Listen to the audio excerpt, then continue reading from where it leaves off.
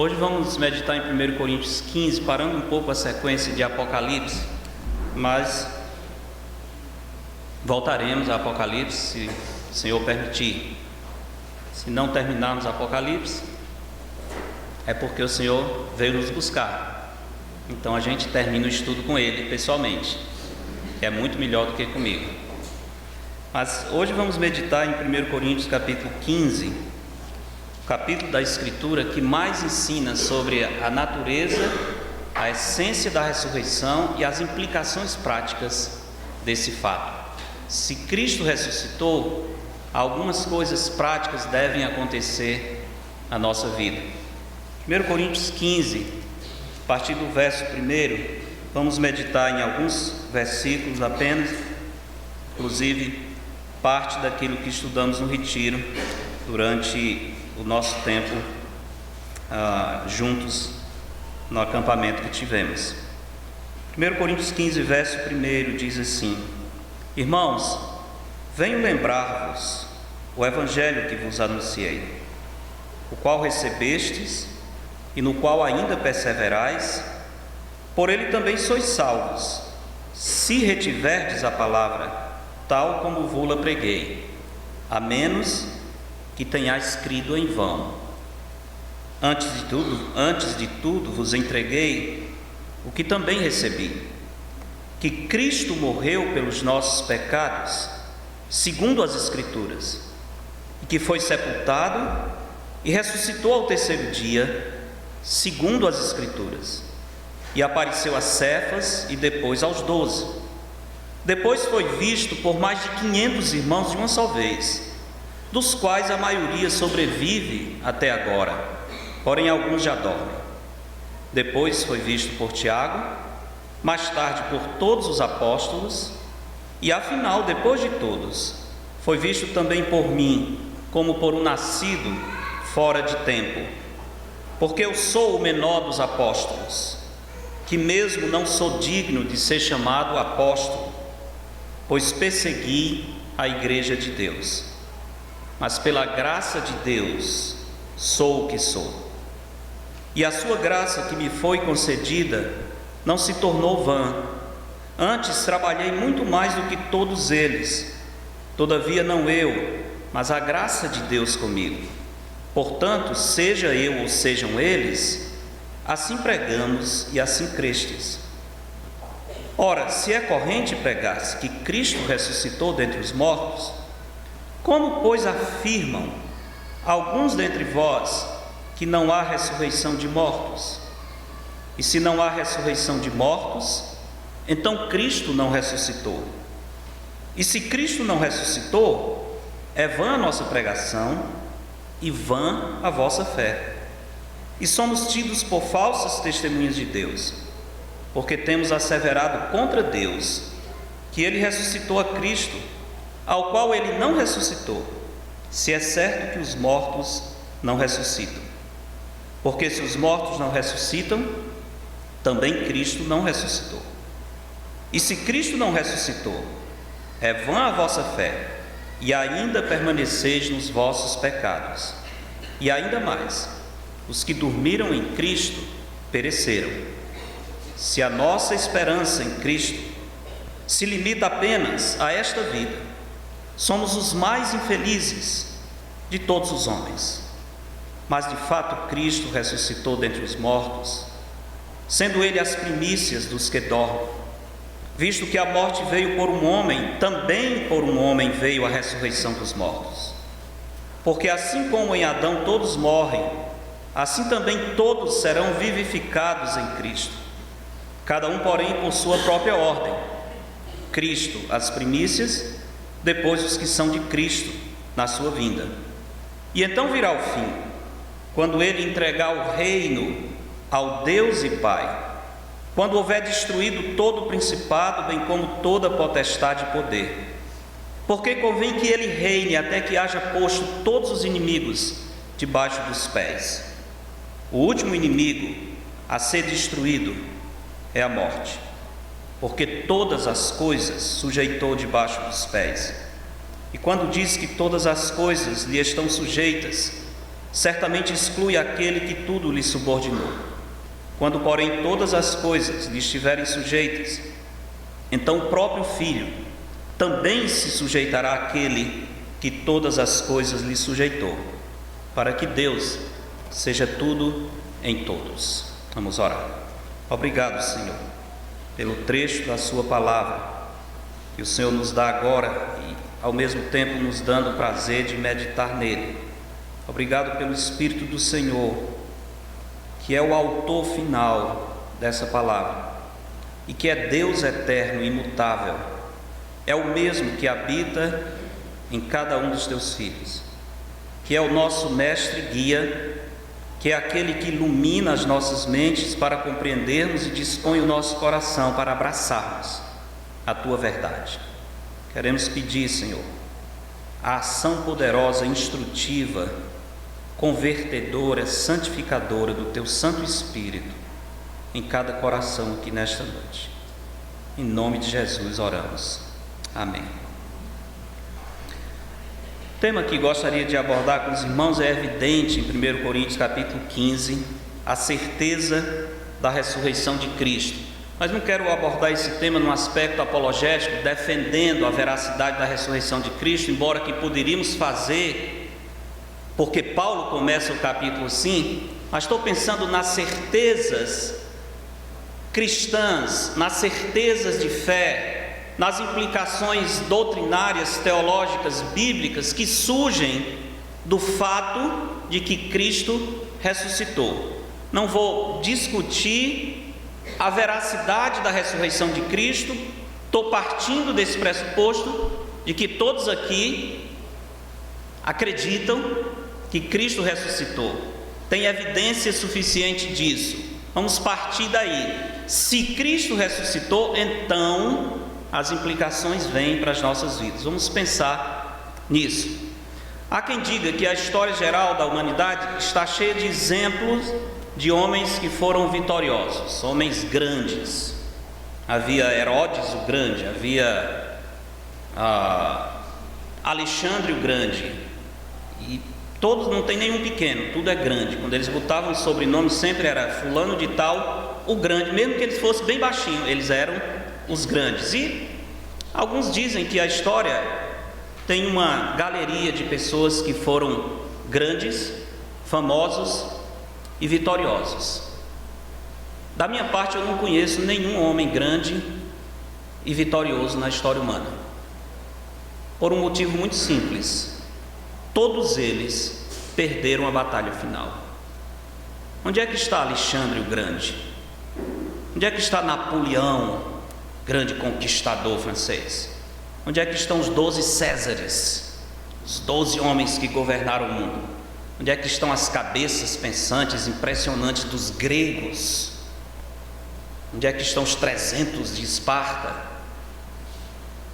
Todos eles jazem no túmulo, se é que ainda existe restos mortais deles. Então não existe homem grande. A história, na verdade, é o relato de homens muito pequenos que tiveram a falsa ilusão de que eram grandes, porque se eles fossem grandes, eles permaneceriam até hoje. Todos os homens são pequenos e a prova final é o dia da sua morte.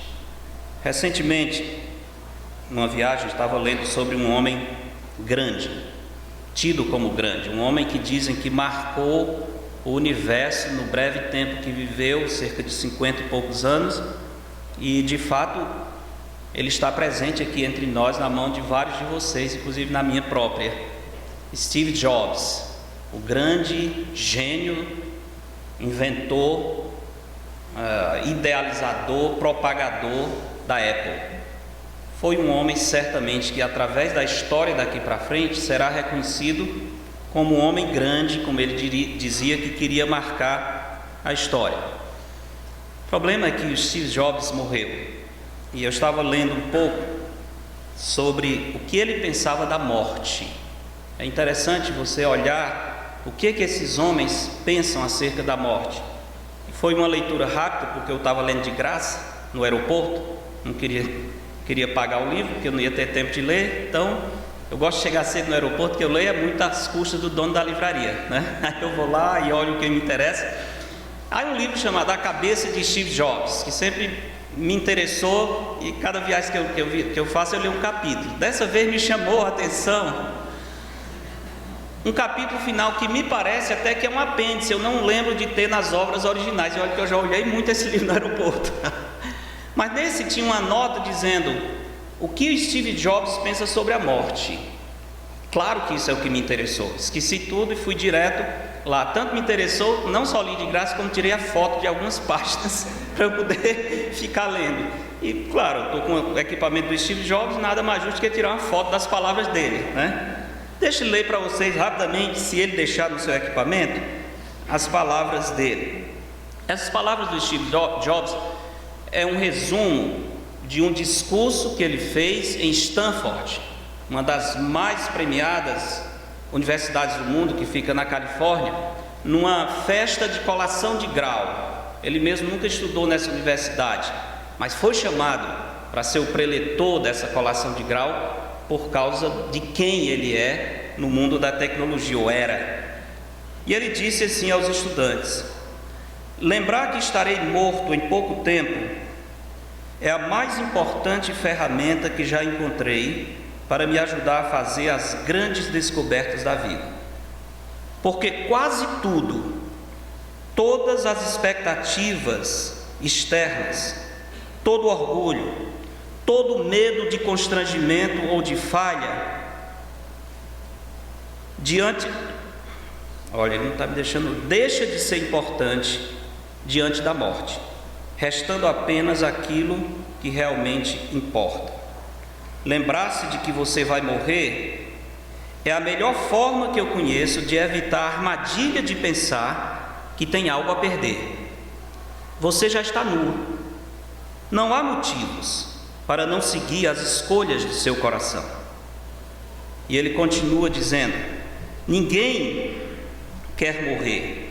Mesmo aqueles que pensam que vão para o paraíso não querem morrer para chegar lá. Ainda assim, a morte é o destino que todos compartilhamos. Ninguém jamais escapou dela. E é assim que deve ser, porque a morte é possivelmente a invenção mais importante da vida. É o agente de mudanças da vida. Ela limpa o que é velho para dar espaço ao que é novo. Nesse exato momento, o que é novo são vocês. Mas um dia não muito longe de hoje, vocês aos poucos ficarão mais velhos e serão afastados. Perdão por parecer tão dramático, mas é verdade. O tempo de vocês é limitado. Então não desperdicem vivendo a vida de outras pessoas. Não se deixem imobilizar por dogmas. O que equivale a viver com os resultados daquilo que os outros pensam? Não deixem que o ruído das opiniões dos outros afogue a sua própria voz interior. E o mais importante, tenham a coragem necessária para seguir o seu coração e a sua intuição.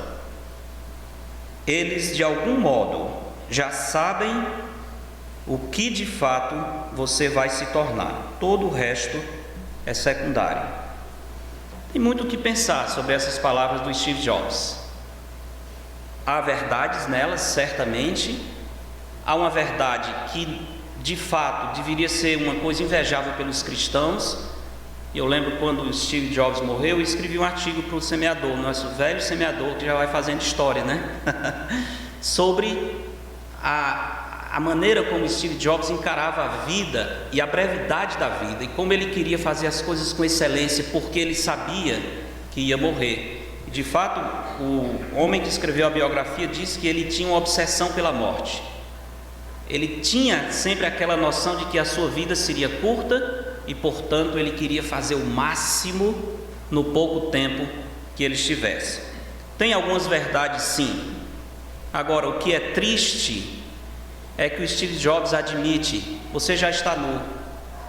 Nós vamos perder a batalha da morte. Não tem jeito. Todos nós vamos perder nessa batalha final. E o que é mais triste ainda é que ele não tem expectativa nenhuma para depois da morte. Toda a expectativa dele é para essa vida.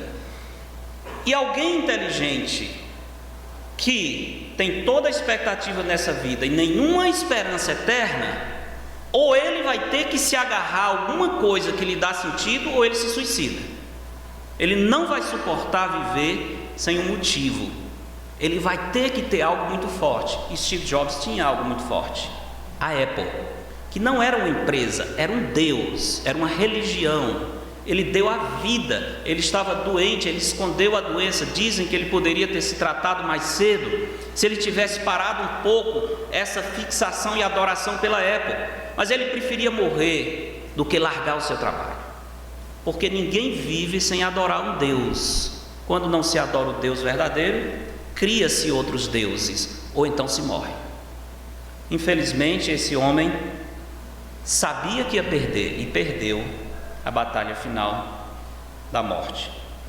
O que acontece, meus irmãos, quando observamos a história de todos os homens e a nossa, é que todos nós somos pequenos, todos nós somos um vapor, como a Bíblia diz, todos nós somos como uma pequena neblina que aparece e logo em seguida desaparece. Essa é a firmeza da nossa vida, a firmeza de uma neblina, de um vapor que passa. Pena que as pessoas esquecem isso e muitas vezes querem ser o que nunca foram e nunca serão, e querem viver na ilusão de que são grandes, quando na verdade não são nada. Grande tristeza é que os homens sabem disso, sabem que vão morrer, mas não têm o que fazer com a morte, a não ser aceitar resignado a derrota diante da morte. A maravilha do Evangelho é que nós não precisamos aceitar resignados a morte. Há um provérbio popular que diz: só não há jeito para a morte. Esse provérbio não é verdade para nós. Para nós que cremos em Cristo, o provérbio é: até para a morte tem jeito. Até para a morte já foi dado um jeito definitivo, porque Cristo venceu a morte. Essa é a mais sublime esperança. E Paulo diz: irmão, se essa esperança é firme no seu coração, você não vive do mesmo jeito. Se a esperança da ressurreição é um fato, uma convicção na sua alma, você não precisa ser alertado para deixar o mundo e seguir a Cristo. A verdade da ressurreição vai ser um imã para atrair a sua alma a Cristo. A quem eu vou seguir? A quem eu vou amar? Para onde iremos nós se tu tens as palavras da vida eterna? Por que seguir outro? Por que seguir a intuição do meu coração enganoso? Se eu tenho Cristo que venceu a morte para traçar o caminho que me leva à eternidade. O que aconteceu após a ressurreição de Cristo é algo que desafia qualquer explicação. Qualquer explicação humana. Não há historiador, filósofo, inteligente que consiga explicar as mudanças no mundo após a ressurreição de Cristo, a não ser pelo fato de que Deus entrou na história humana e fez algo que ninguém nunca tinha feito. Ele tirou da sepultura o seu filho ao terceiro dia, ressuscitou para nunca mais morrer. Não tem outra explicação para o mundo ser o que ele é, se Cristo não ressuscitou. Tem um livro interessante, muito interessante, de um autor chamado James Kennedy, um pastor dos Estados Unidos, já está morto, mas o título do livro é: E se Jesus não tivesse nascido? E se Jesus não tivesse nascido?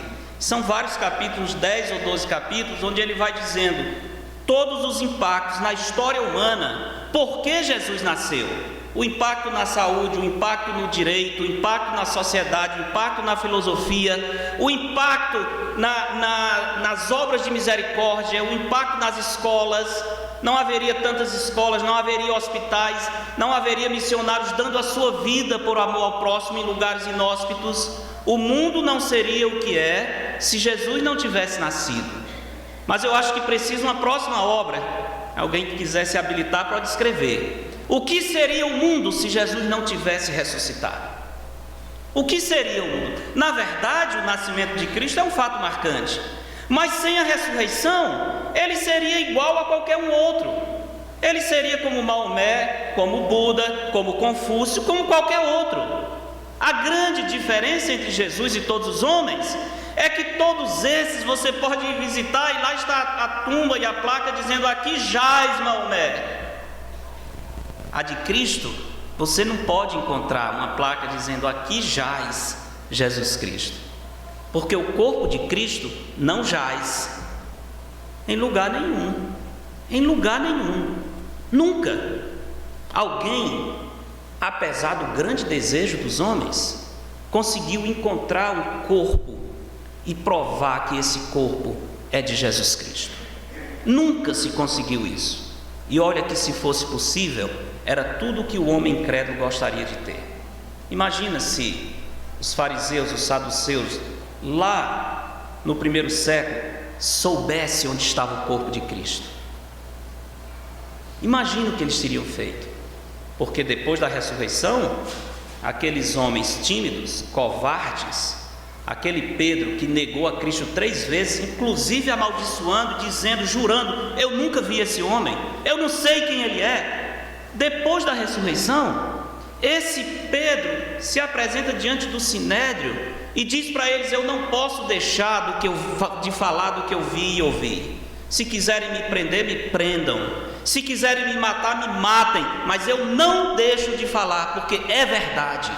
Ele morreu e ressuscitou. É verdade. Para mim não interessa se vocês vão me matar, porque a morte já foi vencida. Ele venceu a morte. Não tem explicação para a mudança na vida desses homens. Não tem explicação para eles desafiarem a morte. Todos eles deram a sua vida. Todos os apóstolos. Porque acreditavam, porque tinham convicção de que Jesus ressuscitou. Essa convicção foi que mudou a vida desses homens.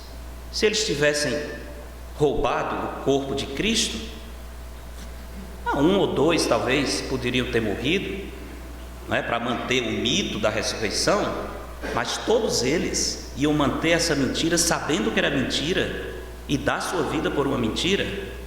Há quem morra por uma mentira, sem dúvida.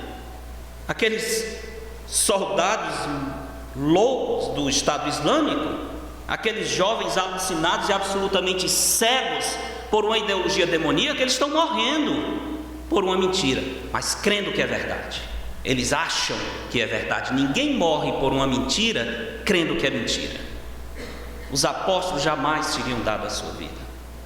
1 ou 2 talvez, mas todos eles, dar a sua vida por uma mentira consciente não faz o menor sentido.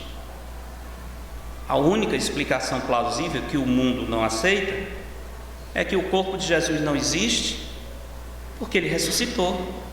É a coisa mais simples, mais lógica, faz absolutamente todo sentido, combina com o que a Bíblia diz, mas não combina com o coração duro e incrédulo do pecador. Porque na hora que o homem diz assim: Cristo ressuscitou e ele é o Messias prometido, imediatamente, se ele seguir uma sequência lógica e coerente, ele tem que dizer: não há salvação em nenhum outro. Ele é o único Salvador. Se ele ressuscitou, ele é quem ele disse que era. E se ele é quem ele disse que era, não tem salvação em nenhum outro. Ou eu o recebo, ou eu me rendo a ele, ou eu estou perdido eternamente. Essa é a conclusão lógica de alguém que de fato crê na ressurreição de Cristo. O apóstolo Paulo vai nos ensinar em 1 Coríntios 15 que a ressurreição de Cristo afirma as certezas essenciais da fé cristã. A ressurreição de Cristo é o carimbo de autenticação das certezas essenciais da fé cristã. Vou destacar apenas 3 dessas certezas. Quais são essas certezas que a ressurreição de Cristo autentica? Baseado em 1 Coríntios 15, por exemplo, o primeiro parágrafo, que vai de 1 a 11, nós podemos dizer que a ressurreição de Cristo autentica a certeza das Escrituras.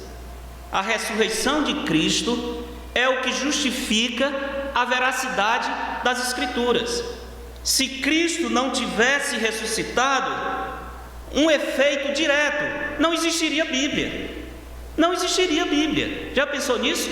Ou até poderia existir, como existe a Odisseia de Homero, como existe as obras de Platão, a República, existiria. Mas que diferença faz a Odisseia ou a República para a eternidade do pecador? Quem é que abraça aqueles livros como manual de vida e confia a sua alma a eles? Ninguém faz isso, mesmo porque nenhum desses autores pediu isso. Esse livro pede, e ele diz que é a palavra de Deus, e ele diz que não há criatura que possa se esconder da sua verdade. Esse livro faz algumas reivindicações para ele que nenhum outro livro faz. Nenhum outro livro faz. Mas também qualquer autor poderia dizer isso, mas seria muito estranho eu dizer que esse livro é a palavra de Deus se ele mesmo não dissesse isso acerca de si.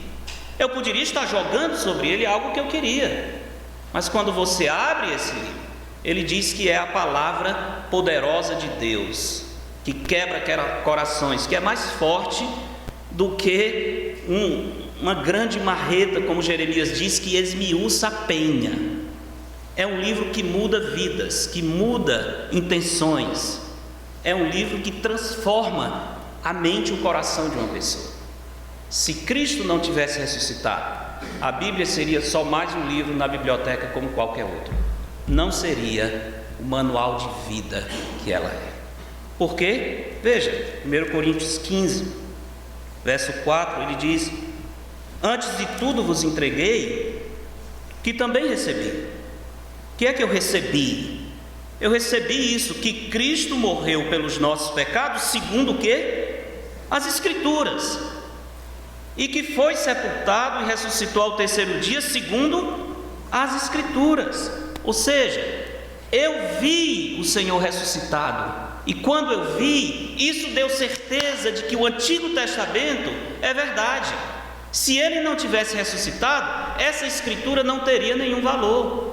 Paulo está dizendo, é isso mesmo, como a Escritura dizia, aconteceu.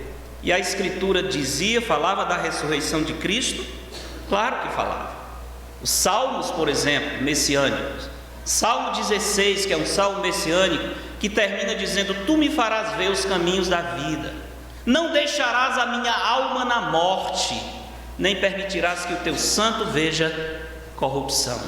E aí Paulo diz em 1 Coríntios 15 que os mortos ressuscitarão incorruptíveis, usando a mesma palavra do Salmo 16.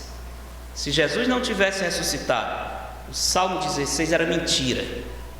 E se o Salmo 16 fosse mentira, por que o Salmo 1 também não era? O 2 e o 3. Lembre-se disso. Não sei, não conheço todo mundo aqui, às vezes não conheço nem a mim mesmo, mas de qualquer modo, existe uma forma de raciocínio em relação à Bíblia que é absolutamente incoerente. Se alguém pensar assim, eu peço a Deus que daqui para frente você nunca mais pense. Que é o que diz assim: a Bíblia é um livro bom, é a palavra de Deus, mas nem toda ela é verdade. Nem toda. Tem umas partes que são, tem outras que não são. Gênesis capítulo 1, 2, 3, que Deus fez o homem, soprou nas narinas. Não, isso aí é um mito judaico de um povo antigo que não tinha muita noção. Darwin é que sabe bem isso aí.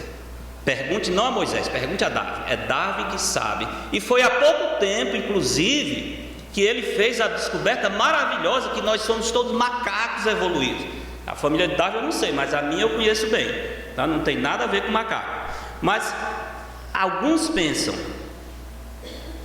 essa parte da Escritura, ela não é inspirada não, porque ela não combina com a ciência. Que ciência? Que ciência é essa? Mostre uma teoria que comprove finalmente a evolução. Não existe. Existe um bocado de coisa perdida, inclusive umas coisas que chamam-se elos perdidos, que cada vez se tornam mais perdidos. Aqui e acolá acham mas diz, não, mas faltou um buraco, não deu para fechar. A teoria não fecha nunca. Mas o que eu quero dizer é, se você acha que Gênesis 1 não é verdade, nada na Bíblia serve.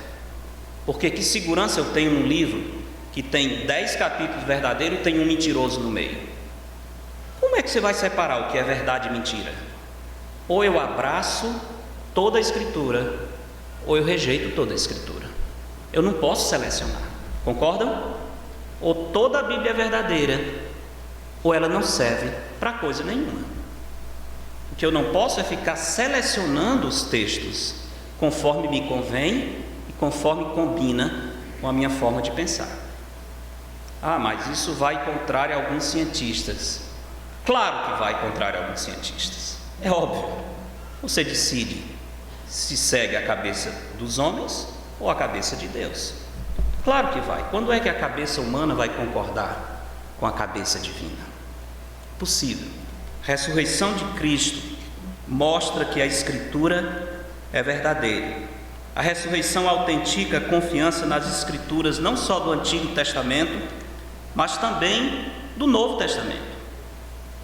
A mudança na vida dos apóstolos dá certeza de que eles realmente estavam aptos para completar a mensagem das Escrituras. Se Cristo não tivesse aparecido àqueles apóstolos, eles não podiam ser as testemunhas que foram. O fato do Senhor Jesus ressurreto ter se manifestado para eles. E Paulo faz a relação, dê uma olhada, 1 Coríntios 15, apareceu a Cefas.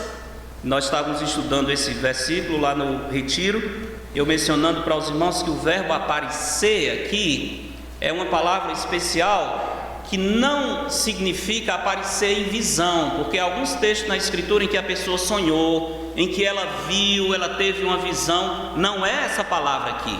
Aqui é aparecer de maneira concreta, de maneira tangível, sensível. Esse verbo diz apareceu, não simplesmente foi uma aparição, ele apareceu de modo concreto, de modo palpável. Apareceu a Cefas, depois aos 12, verso 6, depois foi visto por mais de 500 irmãos, de uma só vez, dos quais a maioria sobrevive até agora, porém alguns já dormem. Como nós vimos no retiro, por que Paulo acrescenta essa informação de que alguns ainda sobrevivem?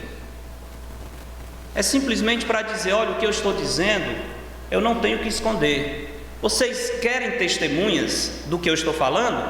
Vários estão vivos. É muito bom dizer o que aconteceu quando todo mundo morreu e não tem mais ninguém que testemunhou o fato, né? A morte apaga tudo e o morto, a gente bota as palavras na boca do morto que quer. Mas quando está vivo, é diferente. Paulo disse, pois esses 500, alguns já partiram, mas a grande parte deles ainda está vivos. Quase está dizendo, você quer o endereço deles? Quer o celular? Quer o e-mail? Está aqui, você pode ir lá e conversar com eles. Eles estão vivos, não é ilusão. Eu estou falando de algo real. Então o apóstolo Paulo apresenta essa relação de pessoas que viram a Cristo. A ressurreição de Cristo autentica as Escrituras. A primeira bênção da ressurreição do Senhor é o fato que nós temos a Bíblia ainda. Se Ele não tivesse ressuscitado, a Bíblia já não mais existia como Bíblia, como palavra de Deus. Segunda certeza que vem da ressurreição de Cristo, a partir do verso 12, é a certeza do Evangelho. O Evangelho só existe, só tem conteúdo e só tem sentido porque Cristo ressuscitou. Se Cristo não tivesse ressuscitado, não existiria Evangelho, porque não teria conteúdo para preencher a mensagem do Evangelho. Poderia ter uma religião? Poderia, como tem várias, mas o Evangelho como nós temos, ele não existiria, porque toda a base desse Evangelho parte da ressurreição de Cristo.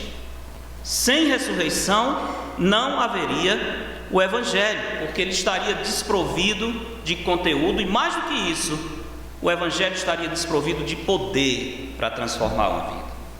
A ressurreição garante a coerência da mensagem do Evangelho. Verso 12, dê uma olhada no verso 12, ele diz, ora, se é corrente pregar-se que Cristo ressuscitou dentre os mortos, é corrente por quem? Quem é que anda pregando isso? Os apóstolos, não é? Paulo diz, isso é o normal, a pregação apostólica é essa, que Cristo ressuscitou dentre os mortos. Então, se isso é um fato, como, pois, afirmam alguns dentre vós que não há ressurreição de mortos?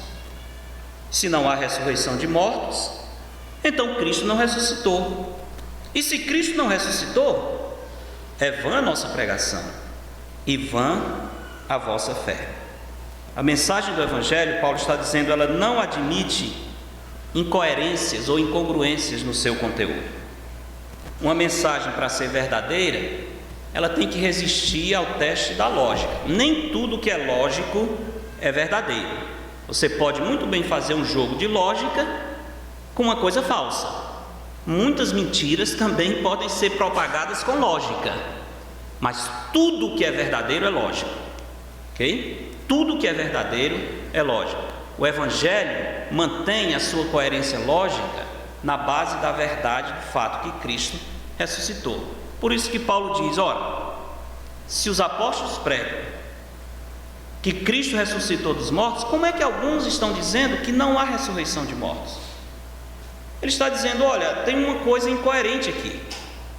Alguns de vocês estão dizendo uma coisa de um jeito e estão acreditando de outro. Não pode ser assim. Se você diz que uma coisa é verdade, a sua fé tem que acompanhar essa verdade. E se para você crer, você precisa cometer um suicídio intelectual, examine essa sua fé, se não é apenas um mito e uma ilusão. Era o que estava acontecendo entre os coríntios. Eles diziam, não, nós cremos que Jesus ressuscitou, mas não existe ressurreição de mortos. Paulo disse, não faz sentido isso. Não faz sentido. O Evangelho tem uma coerência lógica. Se não há ressurreição de mortos, então Cristo não ressuscitou. Como é que vocês vão defender a ressurreição de Cristo se vocês não acreditam na possibilidade de um morto ressuscitar? Não há como. Ah, não, mas ele não ressuscitou. As pessoas não ressuscitam. As pessoas morrem e retornam em outra pessoa, ou em outro ser, ou num animal, ou numa planta. E esse ciclo vai continuando em evolução sucessivas de encarnações e reencarnações, que até onde um dia, quando esse espírito se torna um espírito evoluído, um espírito de luz, e ele não mais precisa passar por esse ciclo purificador que combina com o seu karma para que ele chegue a esse nível especial de espiritualidade. Isso não tem nada a ver com ressurreição. Se você pensa assim, você não acredita que Jesus ressuscitou, tá? Porque essas duas coisas são opostas. E se você pensa dessa maneira, para ser coerente, você nunca poderia se chamar um cristão. Nunca poderia se chamar um cristão. Porque um cristão é aquele que defende a doutrina de Cristo. É o que segue a doutrina de Cristo. Essa não é a doutrina de Cristo. Paulo está dizendo, não tem outro processo, não tem idas e vindas, o que existe é morte e ressurreição. Foi isso que aconteceu com Cristo. Portanto, se alguém pensa que mortos não ressuscitam, você está crendo em quê? Porque se eles não ressuscitam, Cristo não ressuscitou. Se Cristo não ressuscitou, a nossa pregação não tem valor nenhum. Nós estamos aqui com conversa fiada. E se vocês aceitarem essa conversa fiada, a sua fé é vã, a sua fé é vazia, ela não tem conteúdo nocional, ela é um misticismo banal, como qualquer outra religião. Lembre-se disso, existem diferentes tipos de fé. Paulo não está negando que você pode crer em vão. Você pode crer e ainda está completamente errado na sua crença. Lembro de um professor que eu tinha, isso é uma coisa que eu gosto de lembrar para os jovens, para quem estuda ainda, não tem ninguém para mais lançar dúvidas e às vezes abalar a fé de um filho de Deus do que um professor na sua autoridade catedrática, porque o professor por si só já é uma figura de autoridade. O aluno já está submisso ao professor, deve estar. E um professor que fala com autoridade, se ele quiser, ele consegue começar a minar a fé de uma pessoa em Cristo. No meu tempo, primeiro tempo na universidade, foi uma luta espiritual muito grande.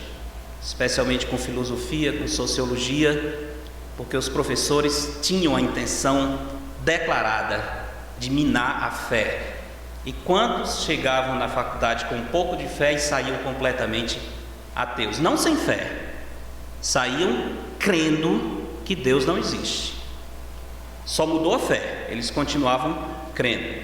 A questão não é ter fé, a questão é saber se a sua fé é vazia ou ela tem conteúdo. Fé, todos nós temos. Steve Jobs tinha fé. O homem é adorador por natureza, ele crê, ele tem que crer, ele sempre precisa crer. A questão é em quem ele está crendo. O professor dizia: eu admiro quem tem fé. Eu não tenho fé, eu não consigo crer, mas eu admiro vocês que ainda têm fé. Creia em qualquer coisa. Quer crer numa pedra? Creia numa pedra, creia numa árvore, mas creia. Eu já passei dessa fase, eu não consigo mais crer, mas eu acho bonito quem crê em qualquer coisa. Isso é uma loucura. Crer em qualquer coisa não significa nada. Mas o importante é ter fé. O importante não é ter fé, o importante é saber quem é o objeto da sua fé. Você já comprou um carro de um vendedor fraudulento, que mostrou o carro para você, disse tudo e você acreditou nele? E quando saiu o bicho estava acabado? Você comprou crendo, não foi? Comprou crendo. Eu lembro uma vez eu comprei. Oh, meu Deus, né? Levei o mecânico comigo, um fusquinha branco. O bichinho estava meio feio, mas era uma beleza. Assim, olhei, o mecânico olhou, a vendedora já tinha, parece que tinha ligado para ele, não sei como. Na hora que eu cheguei com o mecânico, ela deu logo um presente a ele. Eu não entendi. Interessante, a dona do carro parece que conhece o mecânico, mas na minha inocência, né? Não, deve ser que ela é muito gentil. Ora, vai dar um presente para o mecânico que vinha olhar o carro dela para me dizer se o carro prestava ou não. Resumidamente, o carro tinha um motor batido, e um dia eu me surpreendi quando eu cheguei em casa, que fui levantar, a direção arrancou. Eu saí do Fusca com a direção na mão. Aline, olha só que coisa, a direção do carro arrancou. Isso era o mínimo. Mas eu comprei crendo no mecânico, porque ele me disse: não, pastor, pode comprar, o carro é uma joia. Ora, com um presente desse, quem é que não... Eu comprei com toda a boa fé, mas eu estava sinceramente errado. A minha fé não resolveu o problema no carro, porque eu acreditei numa pessoa que não merecia confiança. A questão não é ter fé, a questão é quem é a base da sua fé. Fé todo mundo tem, mas onde ela está fundamentada, isso é que faz diferença. Se o objeto da fé não merecer confiança, você vai ao chão com a sua fé, com a sua convicção, como qualquer outra pessoa. Paulo então está dizendo: a ressurreição é que mostra a coerência do Evangelho. A ressurreição garante a veracidade dos fundamentos do Evangelho. Verso 15, ele diz: se Cristo não ressuscitou, nós somos tidos por falsas testemunhas de Deus, porque temos asseverado, temos declarado contra Deus que Ele ressuscitou a Cristo, ao qual Ele não ressuscitou, se é certo que os mortos não ressuscitam. Porque se os mortos não ressuscitam, também Cristo não ressuscitou. E se Cristo não ressuscitou, novamente, é vã a vossa fé, e ainda permaneceis nos vossos pecados. E ainda mais, os que dormiram em Cristo pereceram. Se a nossa esperança em Cristo se limita apenas a esta vida, somos os mais infelizes de todos os homens. A ressurreição garante a veracidade da pregação, a ressurreição garante a veracidade de Deus, porque Ele diz: olha, se Cristo não ressuscitou, nós sabemos pelas Escrituras que quem iria ressuscitar Cristo era o Pai. Não foi Cristo que ressuscitou a si mesmo, foi Deus o Pai que ressuscitou o Filho. Por que isso é importante? Porque o Pai, ressuscitando o Filho, Ele estava assim declarando que aceitou o sacrifício do Filho. Jesus podia ressuscitar a si mesmo, mas Ele não fez isso. Ele não fez. Claramente, todas as vezes, é impressionante isso, todas as vezes que os apóstolos falam da ressurreição de Cristo, eles usam o verbo na voz passiva. Não é que Jesus ressuscitou, é que Ele foi ressuscitado. Quando fala, por exemplo, da ressurreição de Lázaro, é voz ativa. Jesus ressuscitou a Lázaro, ele é o sujeito que pratica a ação. Mas quando fala da ressurreição de Cristo, todas as vezes você diz, mas na minha versão em português eu não vejo isso, porque o tempo verbal lá da língua original, especificamente nesse caso, não tem correspondente em português. Então, forçosamente, os tradutores traduzem na voz ativa. Mas se examinar no original, você vai ver que é sempre um tempo que eles chamam perfeito passivo. Ele não ressuscitou, ele foi ressuscitado. Alguém praticou essa ação sobre Cristo, e esse alguém foi Deus o Pai, porque o sacrifício de Cristo foi o pagamento para o Pai dos nossos pecados. Para ter certeza de que o Pai aceitou e que os nossos pecados estão definitivamente apagados, o Pai precisava ressuscitar o Filho. E assim nós podemos ter absoluta convicção de que a obra de salvação está completa. Não deixarás que o teu santo, não deixarás o meu corpo, minha alma na morte, nem permitirás que o teu santo veja corrupção. Está lá no Salmo 16.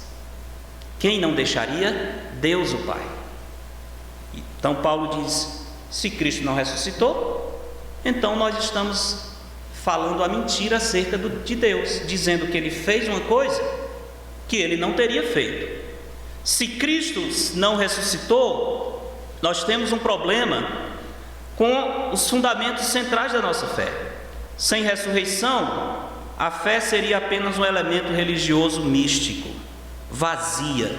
Sem ressurreição,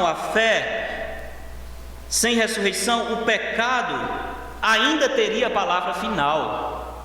Se Cristo não tivesse ressuscitado, Paulo diz, nós permanecemos nos nossos pecados. Ou seja, esse problema da condenação ainda estava sobre nós. Se Cristo não ressuscitou, o pecado está vencendo, e vai vencer, vai ter a palavra final. Se Cristo não ressuscitou, a consolação da fé é uma mera ilusão. Uma mera ilusão. Ele diz aí no verso 17, se Cristo não ressuscitou, é vã a vossa fé, ainda permaneceis nos vossos pecados. O 18, e ainda mais, os que dormiram em Cristo pereceram. Dormiram esperando alguma coisa. Mas se Cristo não ressuscitou, isso é mera ilusão, é uma bobagem. Coitados, morreram enganados. E ele diz no verso 18, no verso 19, algo muito sério.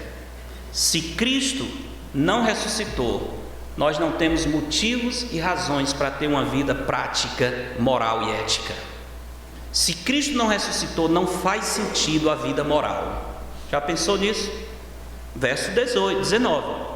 Se a nossa esperança em Cristo se limita apenas a esta vida, somos os mais infelizes de todos os homens. Por que uma pessoa que segue a Cristo é considerado infeliz nesse mundo? Por quê? Pensa no seu trabalho, os homens. Tem muitos homens lá que não temem ao Senhor. E certamente, se eles forem bem honestos, eles vão olhar para você com um certo tom de piedade. Não é não? Coitado. Só por causa dessa religião, eles estão perdendo a vida. Não é não? Só por causa dessa história da religião, eles se privam dos prazeres da vida. Ficam com essa história de ser pessoas morais, éticas. Eles deixam de mentir e não ganham no negócio porque eles não querem mentir. Eles deixam de usar coisas fraudulentas. Eles deixam de ser infiéis à sua esposa. Já pensou que loucura? Como é que um homem sã consciência vai se privar disso? Isso não faz o menor sentido. O que tem de melhor na vida é isso. E esses coitados dizem não para isso. São os infelizes, são as pessoas tristes. Eles não sabem o que é o bom da vida. Não é assim que o mundo pensa? Se Cristo não ressuscitou, eles estão certos. Se Cristo não ressuscitou, eles estão certos. Agora, se Cristo ressuscitou e de fato Ele ressuscitou, nós fizemos a melhor escolha. Nós escolhemos a melhor parte, porque a nossa esperança não se limita a essa vida. Os prazeres dessa vida, aquilo que esse mundo oferece, não se compara com o que Jesus tem nos prometido. Nenhuma alegria nesse mundo pode se comparar com a alegria de um crente em Jesus Cristo, no dia da sua morte, cruzar os portais eternos, e do outro lado está o Senhor Jesus dizendo: muito bem, servo bom e fiel. Que prazer maior alguém pode ter do que ouvir essas palavras do Senhor Jesus. Nada se compara. Naquele momento, tudo que nós deixamos para trás, nós vamos dizer: Senhor, isso foi uma bobagem, todas as coisas que eu neguei do mundo não significam absolutamente nada, porque eu sou um servo bom e fiel. Eu agradei ao meu Senhor, eu estou sendo recebido como um servo que viveu para o seu Senhor. Aí sim, aí faz todo sentido, aí a história muda, aí nós podemos olhar para o mundo e dizer: coitados, que infelizes eles são. Pensam que a vida é só essa, pensam que tudo se resume a esses poucos anos que eles têm, e nem sabem que a vida nem começou ainda. Nós não estamos vivendo, nós estamos nos preparando para viver. A vida começa depois da morte, porque essa é a vida eterna. A vida começa depois da morte. Aí faz todo sentido. Mas, meus irmãos, só faz sentido porque Jesus ressuscitou. Se Jesus não tivesse ressuscitado, nós realmente seríamos os infelizes. Nós teríamos negado as coisas melhores da vida em troca de nada. Mas Cristo ressuscitou e a nossa fé não é vã. Ela tem absolutamente todo sentido. A última coisa, a última esperança aqui, baseado nos versos 20 a 28, a ressurreição de Cristo nos dá a certeza da nossa esperança. A ressurreição de Cristo dá a certeza da nossa esperança. Quais são as esperanças que brotam do fato de que Cristo ressuscitou? Versos 20 a 23 mostram primeiro a esperança de que seremos parte da colheita da primeira ressurreição. Veja, verso 20, depois que Paulo faz todas aquelas perguntas, possibilidades, indagações, apresenta o que seria se Cristo não tivesse ressuscitado. No verso 20 ele para com essa discussão, e aí ele é como se ele disse: olha, o que eu tinha para dizer para vocês acerca do que significa a ressurreição e as implicações eu já disse. Daqui para frente eu quero dizer para você o que significa positivamente o fato de que Cristo ressuscitou. Vamos partir dessa base. E ele parte dizendo: mas de fato Cristo ressuscitou. Como é que você tem tanta certeza, Paulo? Eu dou a minha vida por essa verdade. Eu sou o menor dos apóstolos, mas eu vi o Senhor no caminho de Damasco. Eu vi o Senhor. Podem fazer o que quiser, mas isso é verdade. A minha vida eu entrego por essa verdade. Cristo ressuscitou dentre os mortos, sendo Ele as primícias dos que dormem.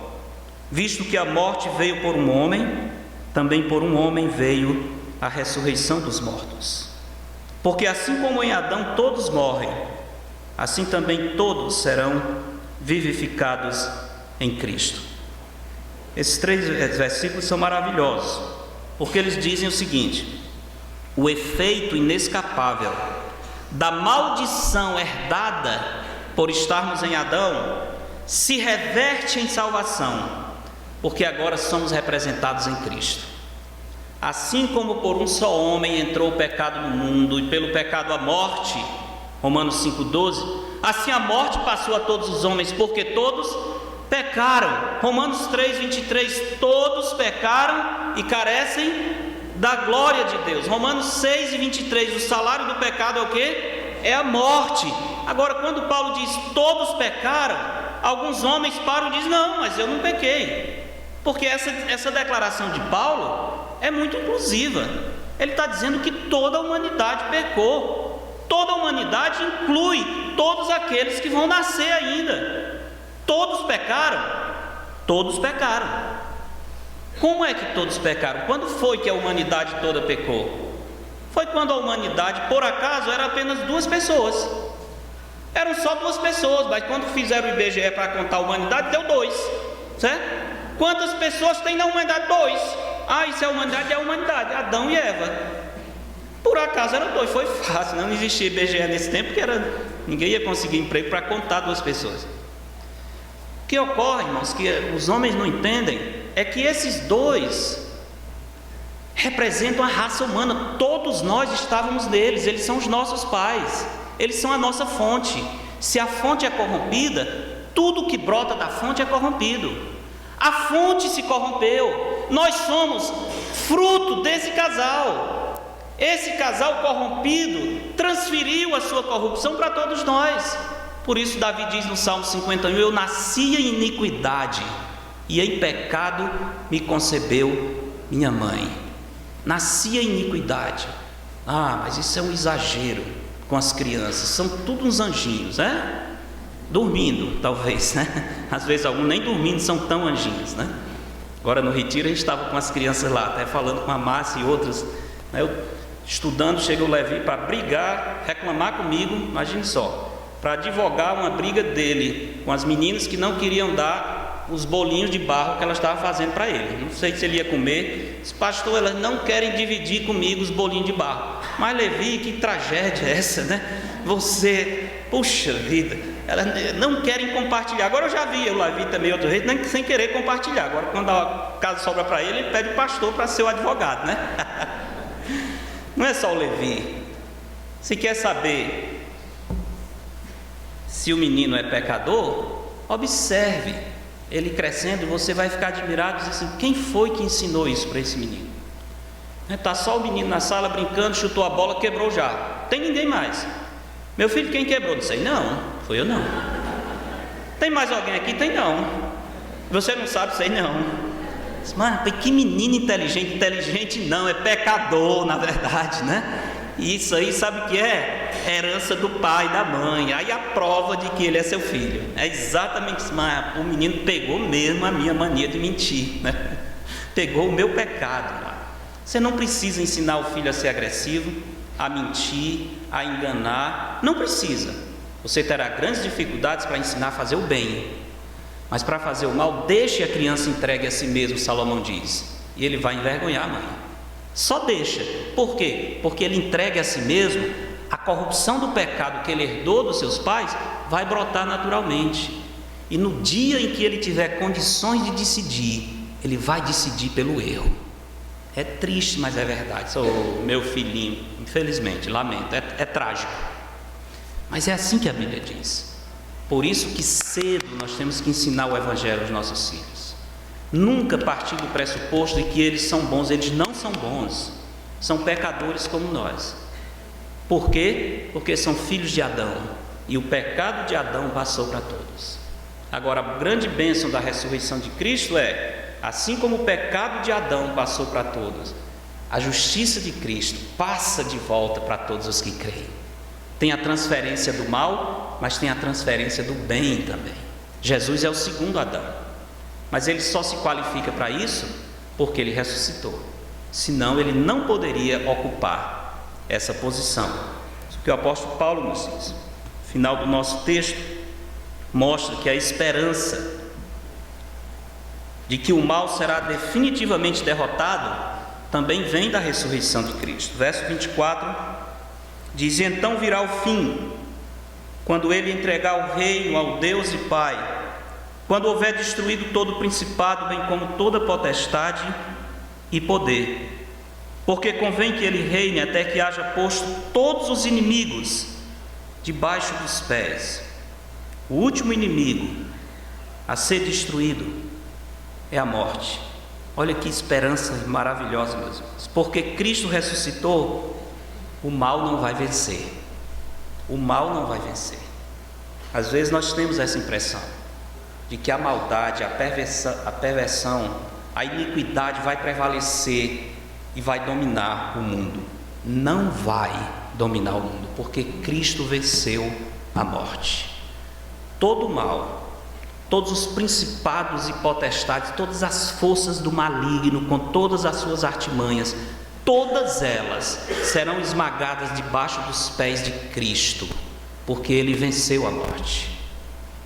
Se Cristo não tivesse ressuscitado, o mal venceria, mas porque Ele ressuscitou, o bem, a verdade vai vencer. Não existe uma luta eterna do bem contra o mal. Esqueça essa ideia genial dos antigos filósofos, essa ideia dos maniqueus que tem o mal e o bem lutando. Uma hora o bem vence, outra hora o mal vence, e assim vai. Não é assim.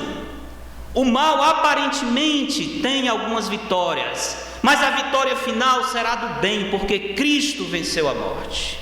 No final das contas, Deus será tudo em todos. Satanás e todos os seus demônios e todos os que se rebelam contra Deus, João diz em Apocalipse, serão lançados para sempre no lago que arde com fogo e enxofre.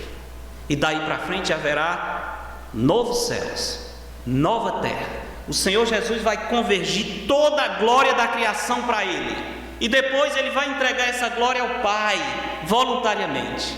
E Paulo diz, nesse momento, Deus será tudo em todos, todas as peças vão se encaixar, não vai haver nada fora de lugar, no novo céu e na nova terra.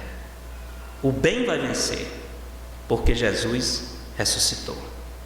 Isso traz para nós, irmãos, esperança. A esperança de que o projeto redentor será executado como foi planejado pelo Senhor.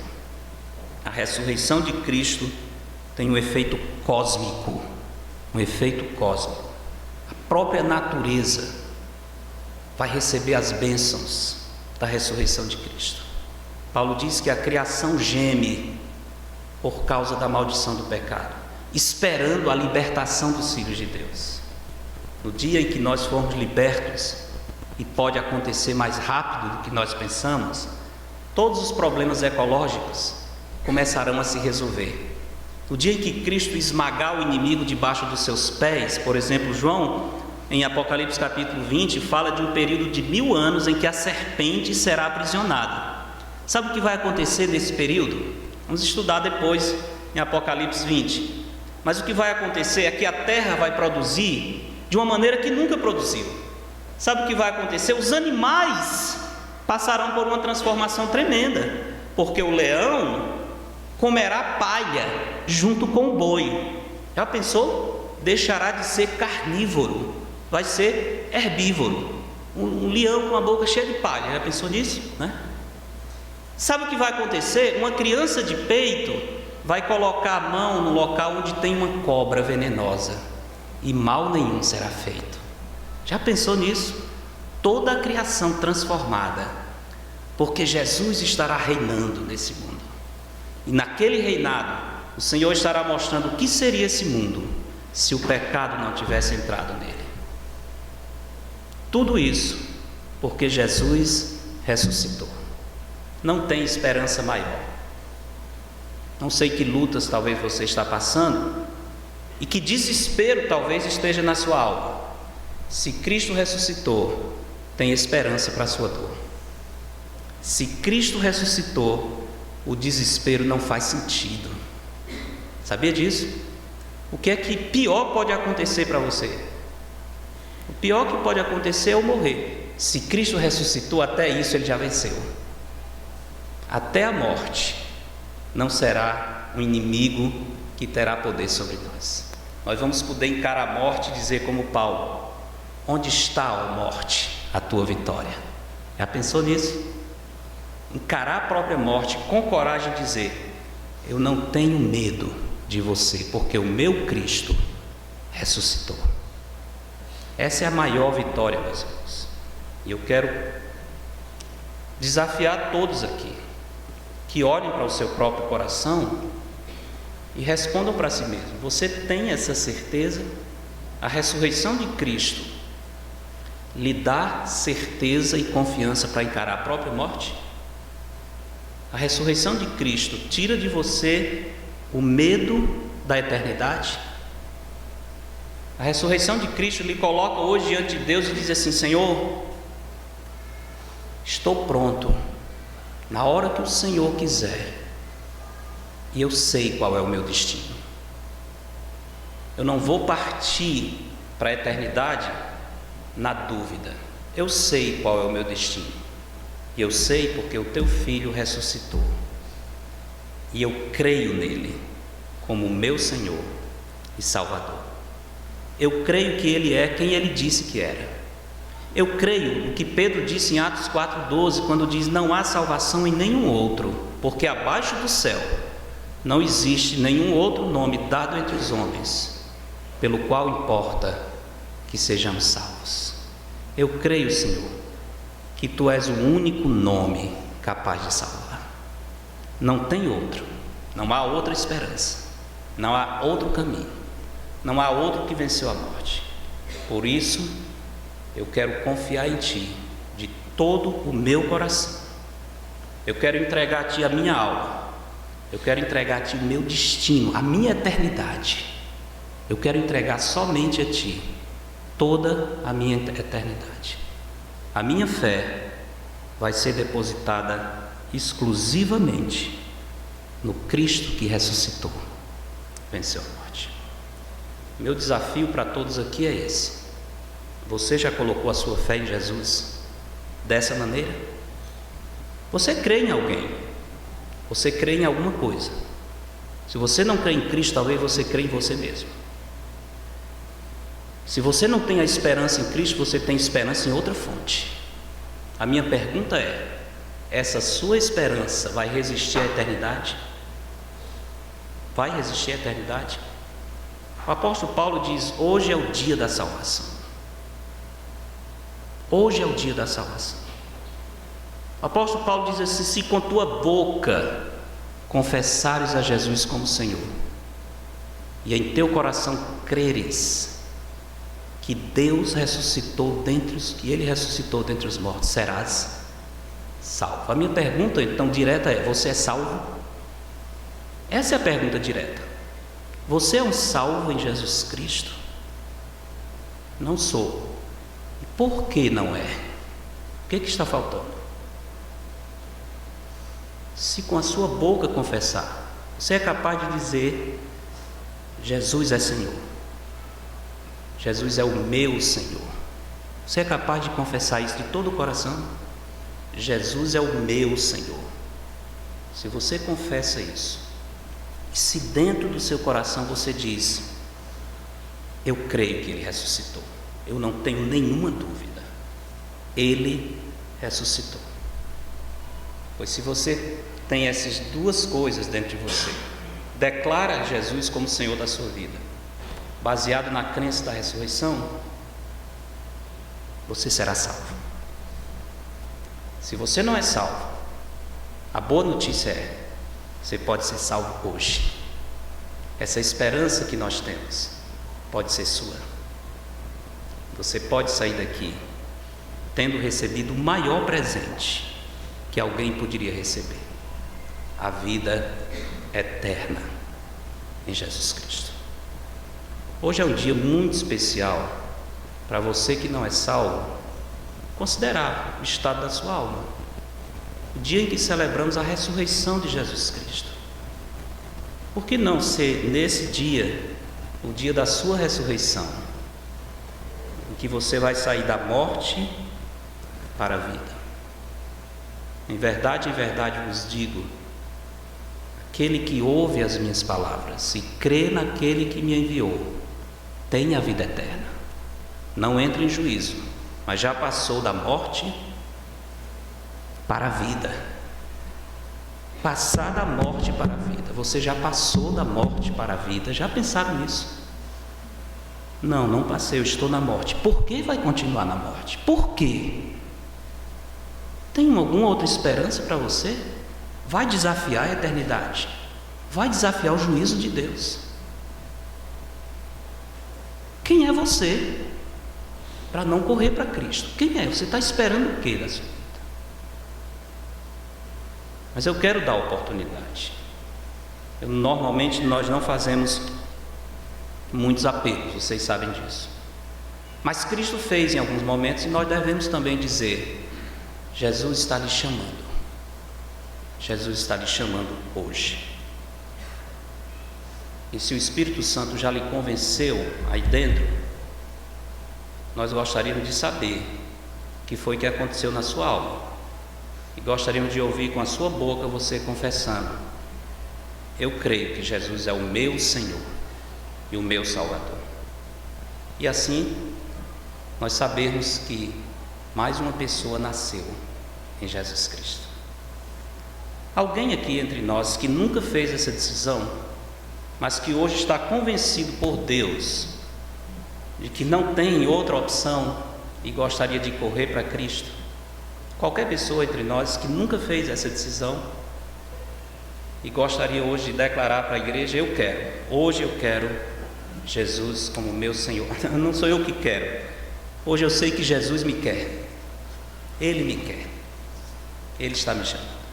Alguém aqui nessa condição? Seria um prazer para nós saber que você hoje se rendeu a Cristo. Qualquer pessoa?